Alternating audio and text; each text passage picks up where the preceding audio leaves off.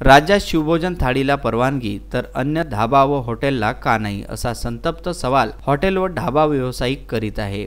राज्यात दिवसेंदिवस कोरोना महामारीचा फैलाव होत असल्याने व कोरोना विषाणूची साखळी तोडण्यासाठी राज्यात 5व्या लॉकडाऊनला सुरुवात झाली आहे। गेल्या अनेक दिवसापासून राज्यात अटकलेल्या परप्रांतीय मजूर बिहार, राजस्थान, ओरिसा, मध्य प्रदेश, आंध्र प्रदेश आदी राज्यात असलेल्या कारखाने बंद असल्यामुळे कामधंदा नसल्यामुळे आपापल्या गावी मिळेल त्या वाहनाने किंवा पैदल आपल्या गावी जात आहे। ज्या रस्त्याने हे परप्रांतीय मजूर जात आहे त्या मार्गावरील ढाबे, हॉटेल व्यवसाय बंद असल्या कारणाने ट्रक चालक उपाशी पोटी शेकडो किलोमीटर प्रवास करीत आहे। बहुसंख्य ट्रक गावाच्या बाहेरून जात असल्यामुळे प्रवासादरम्यान ट्रक चालकांना चहा, नाश्ता किंवा जेवणाचे भोजनालय बंद असल्यामुळे जवळ असलेले पाणी पिऊन पुढील प्रवास करावा लागत आहे। राज्यात महाविकास आघाडीतर्फे शहरी व तालुक्याच्या गावी 5 रुपये शिवभोजन केंद्र सुरू केली आहे। मात्र राज्यातील अनेक बेरोजगार युवकांनी गावातून जाणाऱ्या रस्त्यावर गावाबाहेर हॉटेल व ढाबे लावलेले आहे, पण गेल्या 80 दिवसापासून